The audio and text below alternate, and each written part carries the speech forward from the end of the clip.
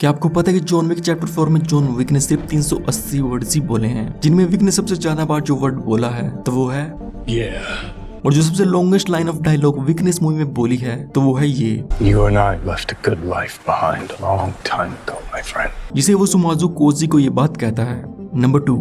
Marcus and John Wick के बीच में मीटिंग होने के बाद विंसेंट जॉन को एक पीस ऑफ पेपर देकर उसे महफूज जगह ढूंढने के लिए कहता है और इस पेपर पर जो सिंबल बना होता है तो शेल्टर और रूफ ओवर हेड को रिप्रेजेंट करता है, जिसकी वजह से जॉन विक थोड़े टाइम के लिए सही बट एक सेफ प्लेस पर जा पाता है। और शायद ये आपने नोटिस किया हो बट इसी सेम सिंबल को हमें मूवी की शुरुआत में दिखा दिया गया था, जहाँ पर जॉन विक अपनी ट्रेनिंग कर रहा था और फिर ये हमें इस डोर पर भी देखने को मिलता है जहाँ से विंसेंट एंड बावरी विक को बाहर की तरफ छोड़कर आते हैं। तो एक्चुअली में सिंबल की मदद से बावरी किंग की टेरिटरीज को रिप्रेजेंट किया गया था। और आगे ऐसे आपको इस वीडियो में जॉन विक चैप्टर 4 से जुड़ी 21 अमेजिंग डिटेल्स एंड फैक्ट्स पता चलने वाले हैं। नंबर 3, ओसाका कॉन्टिनेंटल में जब जॉन विक को फर्स्ट टाइम दिखाया जाता है तो उस टाइम वो चेरी ब्लॉसम के पेड़ के पास खड़ा होता है और जापान में चेरी ब्लॉसम को साकुरा भी कहा जाता है, जो कि सिंबलाइज करते हैं दोनों बर्थ एंड डेथ और ब्यूटी एंड वायलेंस को। और ये चेरी ब्लॉसम के पेड़ पूरे ओसाका कॉन्टिनेंटल में लगे होते हैं, जिनके जरिए यहाँ पर होने वाले स्लॉटर एंड वायलेंस को फोरशैडो किया गया था। And first time John Wick को इस कॉन्टिनेंटल में चेरी ब्लॉसम के साथ ही दिखाया जाता है, जिससे कि जॉन विक की अल्टीमेट फेट यानी उसकी डेथ को फोरशैडो किया गया था, जो कि आई थिंक इस मूवी की सबसे बड़ी फोरशैडोइंग थी।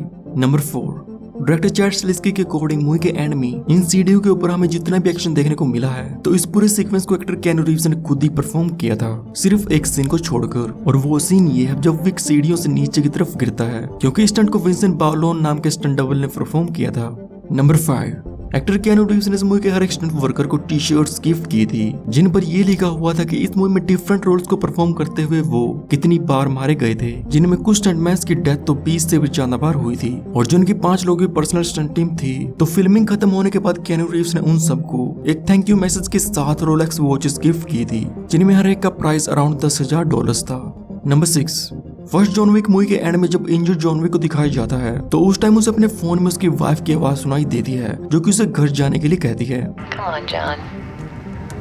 Let's go home. और अपनी वाइफ की आवाज सुनकर ही जॉन विक यहाँ से उठकर अपने घर जा पाता है। और चैप्टर 4 के एंड में जॉन विक विंसेंट जो अपनी फाइनल रिक्वेस्ट करता है तो उसमें वो घर जाने के लिए कहता है। नंबर 7, मूवी के एंड में जब जॉन विक को सीढ़ियों से नीचे उतरते हुए दिखाया जाता है तो ये सीन डायरेक्ट स्पाइक के डेथ सीन से इंस्पायर्ड था, जो कि काउबॉय बिबॉप एनिमे का मेन एंटागोनिस्ट है, जिसमें जॉन विक ऐसे सिमिलर वे में अपनी पेट को पकड़ते हुए नीचे उतरता है और सीढ़ियों के बीच में ही उसकी डेथ हो जाती है। एंड केनु रीव्स काउबॉय बिबॉप सीरीज के बहुत ही बड़े फैन हैं। नंबर 8, हालांकि मूवी के एंड में जॉन विक की डेथ हो गई हो बट एक Q&A में चैड स्टालिस्की और केनु रीव्स ने खुद ही बताया था कि इन्होंने जॉन विक के फेट को ऑडियंस के पर्सपेक्टिव पर छोड़ा हुआ है कि जॉन विक मूवी के एंड में मरा है या नहीं। और जैसे कि जॉन विक को हमें अब तक इन सभी मूवीज में दिखाया गया है और वो कैसी कैसी डेडली सिचुएशन से निकला है, तो उसको देखते हुए ऑडियंस का यही मानना है कि जॉन विक अभी भी जिंदा है। नंबर 9, एक्टर स्कॉट एडकिंस ने इस मूवी में कीला हार्कन का रोल प्ले किया है और इस मूवी से पहले भी इन्होंने बहुत ही डेंजरस रोल प्ले किए हुए हैं, जो कि अपने फिट एंड मस्कुलर फिजिक के लिए जाने जाते हैं। बट इस मूवी में कीला को प्ले करने के लिए इनको एक फैट सूट पहनना पड़ा था और साथ में प्रोस्थेटिक भी। और इस वाटर फाइट सीन के दौरान इनका ये फैट सूट पानी की वजह से और भी भारी हो जाता था, जिसको इंड्योर करते हुए इन्होंने इस फाइट सीन को परफॉर्म किया था। और इनका ये रोल करने की वजह ये थी क्योंकि actor Keanu Reeves and John Wick movies के बहुत ही बड़े फैन हैं और ये एक बार केनु रीव्स से लड़ना चाहते थे।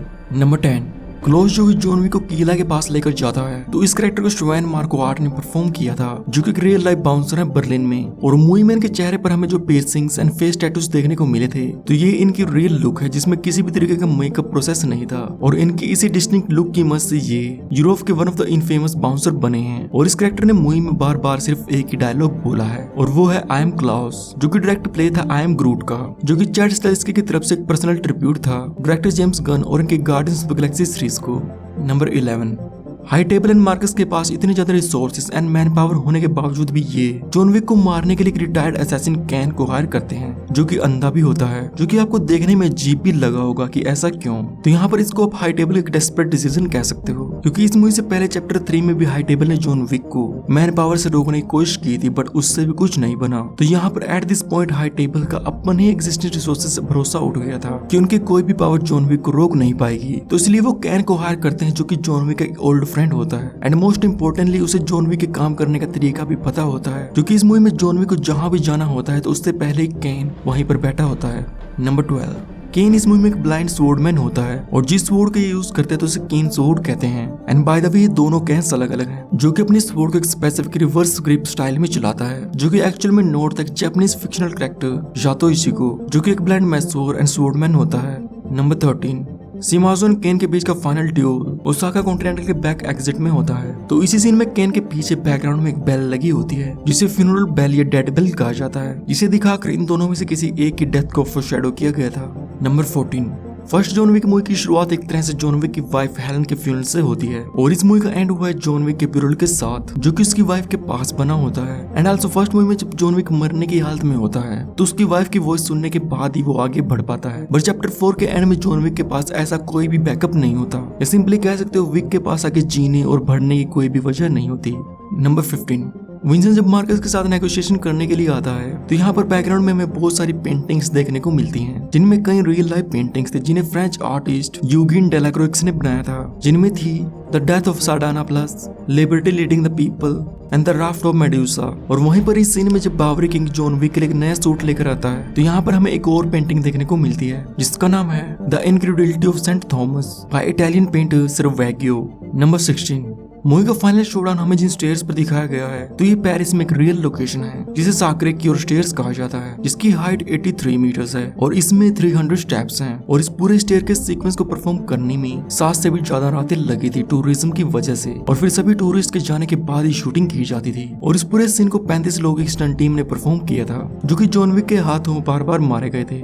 नंबर 17, पेरिस सबवे स्टेशन जहां पर John Wick Bowery King and Winston से मिलता है तो एक्चुअल में इस लोकेशन को पोर्टे डेलास कहा जाता है, जो कि पेरिस मेट्रो का एक स्टेशन है। और इस सबवे स्टेशन आपने इस मूवी के अलावा भी और भी बहुत सी मूवीज में देखा होगा, क्योंकि इस पर्टिकुलर स्टेशन को फिल्म मेकर्स को रेंट पर दिया जाता है, जो कि इस सबवे स्टेशन पर शूट करना पसंद करते हैं। और साथ में एक फुल्ली फंक्शनल स्टेशन भी है, तो यहाँ पर ये सारी शूटिंग रेगुलर ट्रैफिक को बिना कोई परेशानी पहुंचाई की जाती है। नंबर 18, मूवी के सीन जब हमें कैन एंड विक के बीच में हार्टफुल कन्वर्सेशन देखने को मिलती है, जब ये दोनों चर्च में बैठकर डेथ एंड रिडेम्पशन की बात करते हैं। तो इस सीन को शूट करने के लिए एक्चुअल में इस पूरे सेट को इंटायरली कैंडल लाइट्स के साथ ही शूट किया गया था, जिसमें किसी भी तरह की एडिशनल LED लाइट्स का यूज नहीं था। नंबर 19, वेल तो शायद ही आपने नोटिस किया हो, बट जॉन विक इन चारों मूवीज में चाहे जितने भी shooting, explosions and vehicle ceases हुए हों, बट इसके बावजूद भी इस पूरे फ्रेंचाइज में हमें सिर्फ 2 बार ही पुलिस देखने को मिली है, और वो भी सिर्फ एक सोलिटरी ऑफिसर जिसे फर्स्ट एंड सेकंड मूवी में ही दिखाया गया है, और इसे जॉन विक के काम के बारे में पता होता है।